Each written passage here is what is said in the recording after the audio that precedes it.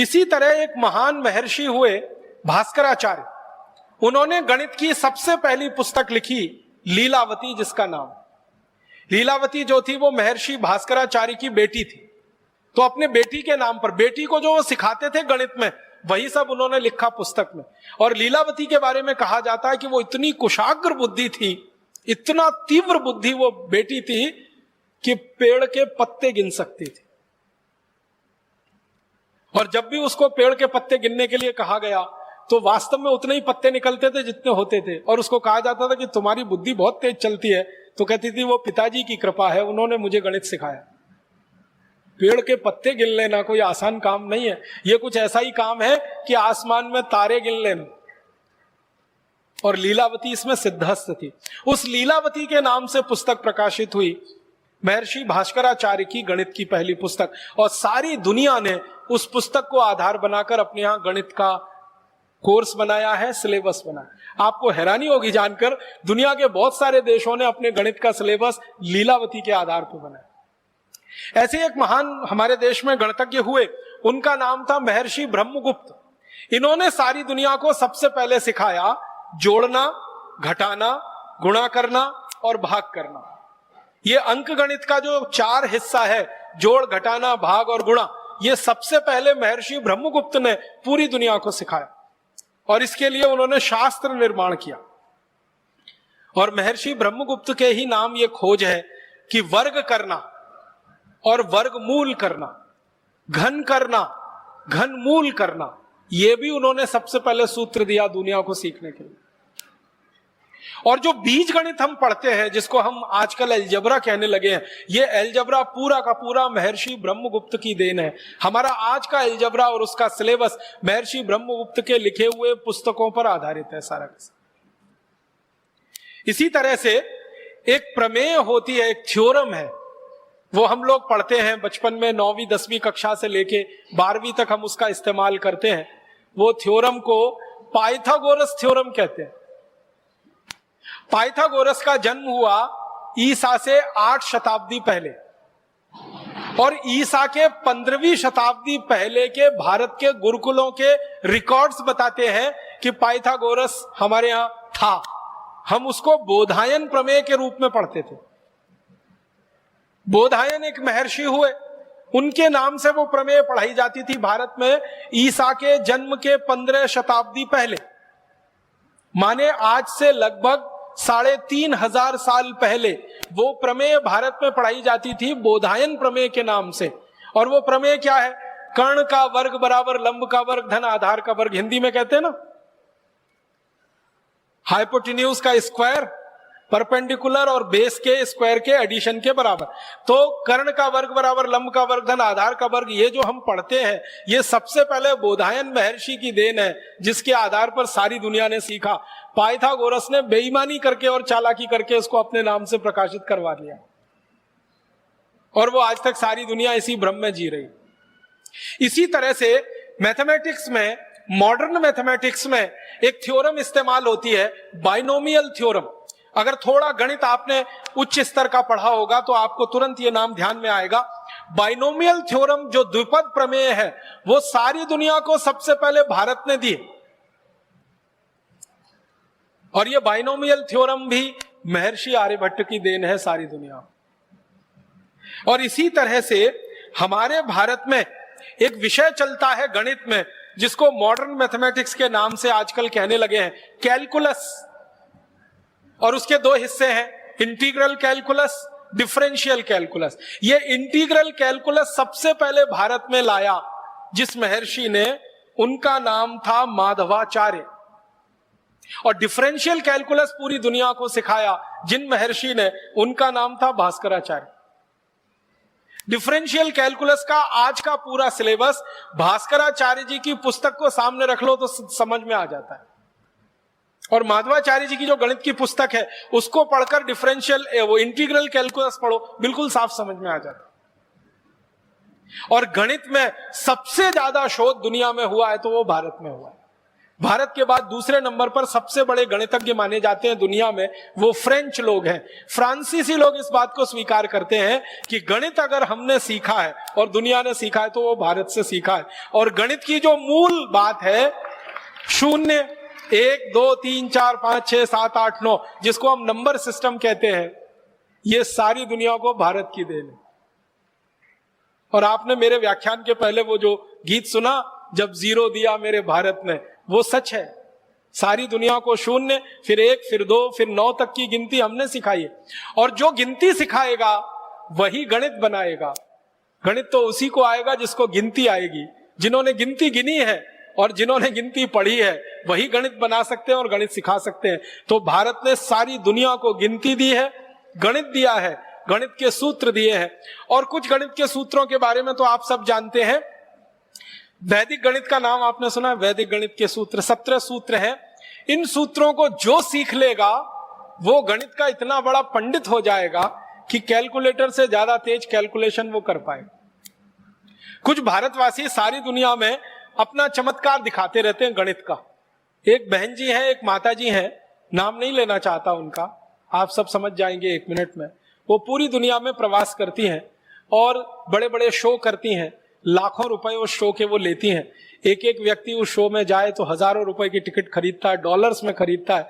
और वो माताजी सबको यही बताती हैं गणित के सूत्र, और चमत्कारिक तरीके से बताती है। 10 अंक का कुछ संख्या लिख दो और 10 अंक की एक संख्या लिख दो, दोनों का गुणा कर दो। कैलकुलेटर जितनी देर में बताएगा वो माताजी उसके पहले बता देती है। और लाखों डॉलर बरसते हैं उनके ऊपर। वो कुछ भी नहीं है, वैदिक मैथमेटिक्स के सूत्र हैं। कोई सीख लेगा तो वो बता देगा, उसमें कौन सी खास बात है। और उनके बारे में अखबारों में बड़ा बड़ा विज्ञापन आता है, जिनका दिमाग कंप्यूटर से ज्यादा तेज चलता है, जिनके गणित की गणनाएं कंप्यूटर से ज्यादा तेज हैं, ऐसी माता जी का व्याख्यान सुनने आइए या दर्शन करने आइए। मैं सोचता हूं कि ऐसी तो सभी माताएं हो सकती है, सभी बहनें हो सकती हैं, सभी भाई हो सकते हैं। बस वैदिक गणित के वो 17 सूत्र सीखने की देर है। और वो सूत्र अगर आपको सीखने हो तो पुस्तकें उसकी बाजार में उपलब्ध हैं। मेरी आपको एक विनम्र प्रार्थना है, वो ये कि आपके घर में छोटे छोटे बच्चे हैं, उनको वो सूत्र जरूर सिखा दीजिए। गणित उनको रोचक हो जाएगा। हमारे देश के बच्चों को गणित में ही सबसे ज्यादा बोरियत आती है, क्योंकि आज जो हम गणित सीखते हैं और सिखाते हैं वो अंग्रेजों के तरीके से सीखते हैं और अंग्रेजों के तरीके से सिखाते हैं। उसमें रस बिल्कुल नहीं है। लेकिन ये जो वैदिक गणित लिखा गया है, इसको सीखने में इतना रस है कि आप 90 साल के भी हो जाएं तो भी आप वैसे ही सीखेंगे जैसे 15-17 साल के बच्चे सीखते हैं। हमारे भारत में शिक्षा के बारे में जो सबसे गहरी बात है कि शिक्षा को रसपूर्ण बना के सिखाना, हंसते हंसते सिखा देना, खेलते खेलते सिखा देना, गाना गाते गाते सिखा देना, गीत गाते गाते सिखा देना, दुनिया में कहीं नहीं है ये। तो वैदिक गणित के सूत्रों को आप सीखें, बहुत अच्छा हो। नहीं तो अपने बच्चों को जरूर सिखाएं। पुस्तकें बाजार में उपलब्ध हैं, उनसे आप आसानी से कर सकते हैं। और मेरा तो कहना है कि आप सीखकर दूसरों को सिखाने का अभियान चला सकते हैं। कम से कम ये जो तिलिस्म बना हुआ है 2-3 लोगों के नाम पर कि वो गणना करते हैं कंप्यूटर से ज्यादा तेज, मैं चाहता हूं भारत स्वाभिमान का हर कार्यकर्ता, वो भाई हो या बहन, कंप्यूटर से तेज गणना कर सकता है अगर वैदिक गणित के ये सूत्र सीखे। 1-2 बात और कहना चाहता हूं। हम भारतवासियों ने दुनिया को और क्या क्या दिया है। सारी दुनिया को सबसे पहले बर्फ बनाना हमने सिखाया। अद्भुत देश है ये भारत। यहां बर्फ सबसे कम है, लेकिन बर्फ बनाना सबसे ज्यादा हम ही जानते हैं। भारत में बर्फ जहां है ना, वो कुल मिला के 2-4 राज्य हैं। एक तो जम्मू कश्मीर है, एक तो हिमाचल प्रदेश है, एक तो हमारा ये उत्तराखंड है, और थोड़ा बहुत उत्तर पूर्व के कुछ प्रदेश हैं छोटे, जहां पर बर्फ गिरती है। ये बर्फ प्रकृति की बनाई हुई है। लेकिन हम भारतवासी इस बात का गर्व कर सकते हैं कि मनुष्य की बनाई हुई सबसे पहली बर्फ हमने दी है दुनिया को, और उसकी तकनीकी भी हमने बताई है पूरी दुनिया को। हमारे देश में एक महान राजा हुआ, उसका नाम था हर्षवर्धन। हर्षवर्धन के बारे में आप सबने पढ़ा है, सुना है, जानकारी आपको होगी। हर्षवर्धन की 2-3 बातें मैं आपसे कहना चाहता हूं। पहली बात यह है कि वो वैज्ञानिक था और राजा हुआ। सबसे बड़ी बात उसके बारे में जो दुनिया नहीं जानती वो ये कि वो खाली राजा नहीं था, वो वैज्ञानिक था और राजा हुआ। और चक्रवर्ती सम्राट हुआ। चक्रवर्ती सम्राट का मतलब आप समझते हैं? भारत में चक्रवर्ती सम्राट कौन हो सकता है? जो एक गांव का राजा होता है उसको हमारे देश में कहा जाता है सरपंच। जो 10 गांव का राजा होता है उसको कहा जाता है नायक। जो 100 गांव का राजा होता है उसको कहते हैं सामंत। जो 1000 गांव का राजा होता है उसको कहते हैं राजा। फिर 10,000 गांव का जो हो जाए राजा वो महाराजा। फिर 1,00,000 गांव का जो हो जाए वो सम्राट। और 7,00,000 गांव का जो राजा हो वो चक्रवर्ती सम्राट। और भारत में लगभग 7,00,000 ही गांव रहे। तो हर्षवर्धन चक्रवर्ती सम्राट था, माने पूरे भारत का राजा था। एक बात, वैज्ञानिक था। दूसरी बात, और विज्ञान की किस भाषा में उसको दक्षता थी? केमिस्ट्री में। रसायन शास्त्र का बहुत बड़ा ज्ञाता था वो, केमिस्ट्री उसको बहुत आती। जब वो राजा बना, उसकी बेटी बीमार हो गई और उसको बहुत तेज बुखार आया। तो पहली बार उसने अपनी बेटी का बुखार उतारने के लिए बर्फ बनवाई और उसका इस्तेमाल किया।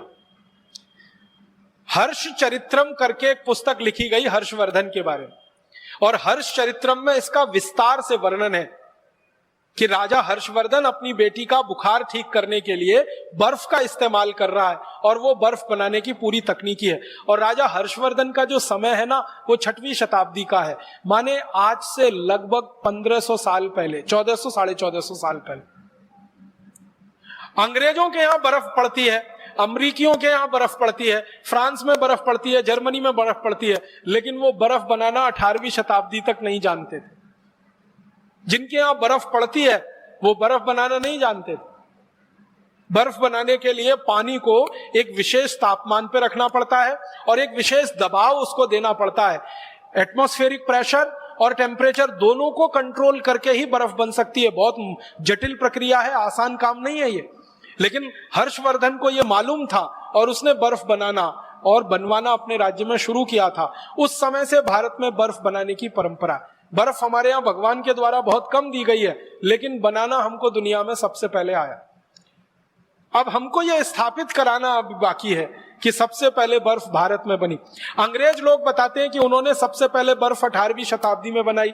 हमने उनसे 1000 साल पहले बर्फ बनाई। सारी दुनिया को यह बर्फ बनाने की टेक्नोलॉजी हमने दी है। कागज बनाना पूरी दुनिया को भारत ने सिखाया।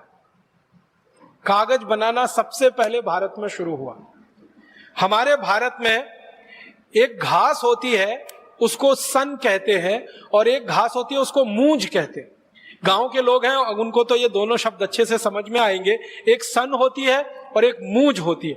मूंज जो है ना बहुत तीखी होती है, उंगली को काट सकती है और खून निकाल सकती है। सन वाली घास जो होती है वो थोड़ी नरम होती है, उंगली को काटती वाटती नहीं। और भारत के हर गांव में इफरात में होती है और फोकट में होती है। पूर्वी भारत और मध्य भारत में तो हर गांव में होती है। बंगाल में, उत्तर प्रदेश में, बिहार में, झारखंड में, उड़ीसा में, आसाम में कोई गांव नहीं जहां सन ना हो, मूंज ना हो। तो जिन इलाके में सन और मूंज सबसे ज्यादा होती रही है, इसी इलाके में सबसे पहले कागज बनना शुरू हुआ। वो सन की घास से और मूंज की घास से हमने सबसे पहले कागज बनाया, और सबसे पहला कागज बना के दुनिया को हमने दिया। और वो कागज बनाने की तकनीक आज से 2000 साल पुरानी। और चीन के जो दस्तावेज है, वहां से ये बात मुझे पता चली। चीनियों के दस्तावेजों में ये लिखा हुआ है कि उन्होंने जो कागज बनाना सीखा वो भारत से सीखा। तो उन्होंने जो कागज बनाना सीखा वो भारत से, यहां से सीखा, सन और मूंज की रस्सी से। इसी तरह से दुनिया में सबसे पहली बैटरी समझते हैं? ड्राई सेल, अंग्रेजी में कहूं तो शायद जल्दी समझ में आए। ड्राई सेल बैटरी सबसे पहले भारत में बनी। और ड्राई सेल बनाने की जो विधि है ना, जो आधुनिक विज्ञान ने भी स्वीकार कर रखी है, वो महर्षि अगस्त्य द्वारा दी गई विधि है। महर्षि अगस्त्य ने सबसे पहली ड्राई सेल बनाई थी और उसका विस्तार से उनका वर्णन है अगस्त्य संहिता में। पूरा ड्राई सेल बनाने की टेक्नोलॉजी, पूरी तकनीक उन्होंने दी है, और हम में से कई लोगों ने उस तकनीक से बना के देखा है और ड्राई सेल बनता है, और हजारों वर्ष पहले की वो तकनीक है। इसका माने क्या हुआ? जो देश के वैज्ञानिक और महर्षि ड्राई सेल बनाना जानते हो, वो विद्युत के बारे में भी जानते होंगे, इलेक्ट्रिसिटी के बारे में भी जानते होंगे, करंट के बारे में भी जानते होंगे, क्योंकि ड्राई सेल यही करता है करंट के फ्लो के लिए ही हम उसका उपयोग करते हैं। ये अलग बात है कि वो डायरेक्ट करंट है, और आज की दुनिया में हम जो इस्तेमाल करते हैं वो अल्टरनेटिव करंट है, लेकिन डायरेक्ट करंट का सबसे पहले जानकारी दुनिया को हुई तो वो भारत में महर्षि अगस्त्य को ही है। इसी तरह से दुनिया में सबसे पहला सिक्का, कॉइन जिसको हम कहते हैं, वो भारत ने बनाया और सारी दुनिया को सिक्का बनाना सिखाया।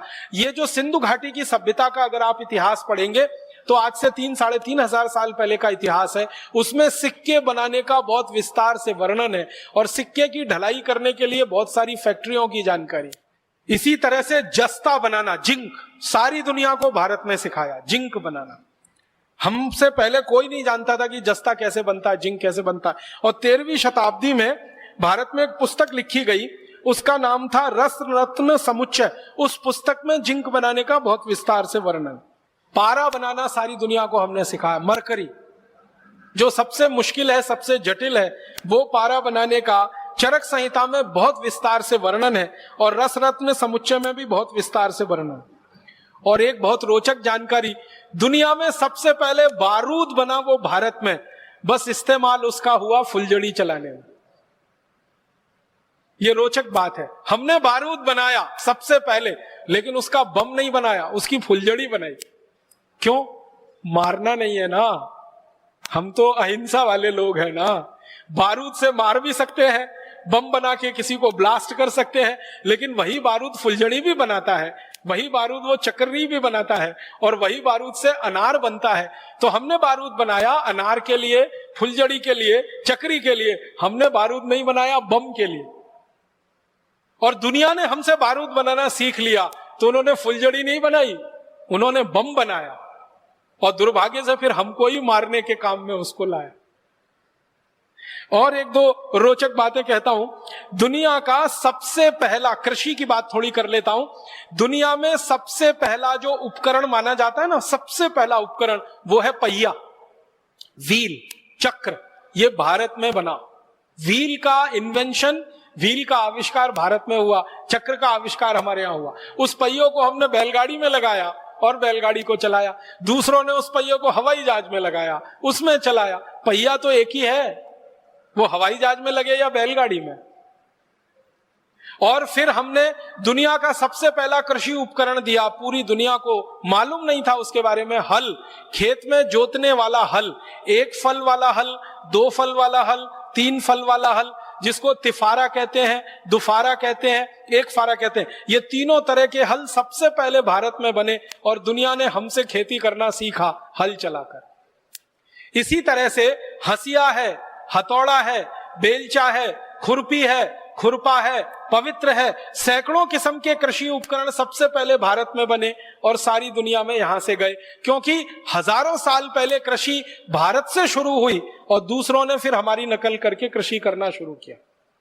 कृषि में बीज बोने की एक खास पद्धति होती है, एक ही लाइन में बीज को बोना, ये सारी विशेष पद्धति मानी जाती है पूरी दुनिया में, ये भारत ने ही दी है। एक लाइन में बीज को बोना और पूरे खेत में कहीं से भी खड़े होकर देखो वो लाइन बिल्कुल सीधी दिखाई देगी। उसके लिए उपकरण हमने बनाया जिसको अंग्रेजी में ड्रिल प्लाऊ कहते हैं, वो ड्रिल पवित्र हम लोग कहते हैं, वो सबसे पहले भारत में बना और सारी दुनिया ने उसकी नकल की। आप जानते हैं, आप में से जो किसानी करते हैं, खेती करते हैं, कि धान का बीज पहले रोपा जाता है, फिर पौधा थोड़ा बड़ा होता है, उस पौधे को उखाड़कर दूसरी जगह प्रत्यारोपित किया जाता है। ये जो टेक्निक है वो पूरी दुनिया को भारत ने सिखाई। धान के बीज को एक जगह बोना, फिर उसको जड़ सहित उखाड़कर दूसरी जगह प्रत्यारोपित कर देना ताकि उत्पादन ज्यादा मिले और खेत का नुकसान सबसे कम हो। यह पूरी दुनिया को भारत ने सिखाया, धान लगाने की यह पद्धति। और सारी दुनिया में धान इसी तरीके से लगाया जाता है। यह हैरानी की बात है, दुनिया के 155 देश धान का उत्पादन करते हैं, भारत की नकल करके इसी पद्धति से वो धान का उत्पादन करते हैं। और एक महत्व की बात कि सारी दुनिया को जानवरों के मल मूत्र से खाद और कीटनाशक बनाना सबसे पहले भारत ने सिखाया। गाय के गोबर से, भैंस के गोबर से, बैल के गोबर से, गाय के मूत्र से, बैल के मूत्र से, भैंस के मूत्र से क्या क्या कीटनाशक बन सकते हैं, कौन कौन सी खाद बन सकती है, ये सारी दुनिया को भारत ने सिखाई। तो कृषि में बहुत कुछ हमने दिया, तकनीकी में हमने बहुत कुछ दिया, विज्ञान में हमने बहुत कुछ दिया, और हम पराविद्या में चले जाएं तो उसमें तो सब कुछ हम ही ने दिया है पूरी दुनिया को। अध्यात्म है, धर्म है, संस्कृति है, सभ्यता है। भारत के बारे में एक रोचक जानकारी मैं देना चाहता हूं आपको कि दुनिया के सारे धर्मों की जड़ भारत में है। सारे धर्मों की जड़ भारत में है। कोई देश ये नहीं कह सकता कि हमने ये धर्म अपने यहां से शुरू किया, क्योंकि मूल बात हमारे पास है। तो सभी धर्मों का प्रादुर्भाव हमारे शिक्षा में से हुआ होगा, हमारी सभ्यता संस्कृति में से हुआ होगा। तो अगर पराविद्या में देखें, अपराविद्या में देखें, प्रचंड भंडार है जो भारत ने दिया है। इतना कुछ भारत ने दुनिया को दिया। तो मैं आपसे बस एक ही निवेदन करना चाहता हूं अंत में कि आप आज के इस व्याख्यान के बाद अपने मन में कभी भी हीनता मत आने दीजिए, लघुता मत आने दीजिए, कोई आत्मग्लानि मत आने दीजिए। अब गर्व से कहिए, गौरव से कहिए कि विमान का आविष्कार हमने किया, बर्फ का आविष्कार हमने किया, स्टील का आविष्कार हमने किया, खगोल शास्त्र का सारा ज्ञान दुनिया को हमने दिया, गणित में नंबर सिस्टम हमने दिया, वर्गमूल दिया, घनमूल दिया, वैदिक गणित के सूत्र दिए। इतना कुछ दुनिया को हमने दे दिया है कि दुनिया हमारा सैकड़ों बार आभार व्यक्त करे तो भी वो कम है, हजारों बार आभार व्यक्त करे तो भी वो कम। हमारे मन से अब ये हीन भावना निकल जानी चाहिए। और आगे का एक कदम जो हमें उठाना है वो ये कि आज का व्याख्यान खाली व्याख्यान मात्र नहीं है। भारत स्वाभिमान की मदद से हमें एक बहुत बड़ा विश्वव्यापी अभियान चलाना है, अपनी खोज को, अपने इन्वेंशंस को दुनिया भर के सामने स्थापित करने के लिए और पुरानी की गई गलती को ठीक करने के लिए जो ऐतिहासिक रूप से भूल हो गई। आप सभी इस अभियान में लगेंगे, मेरा विश्वास है। अपने मन से हीन भावना निकालेंगे, दूसरों के मन से भी निकालने का प्रयास करेंगे। ईश्वर हमें जरूर मदद करेंगे। ऐसी शुभकामनाओं के साथ बहुत आभार, बहुत धन्यवाद।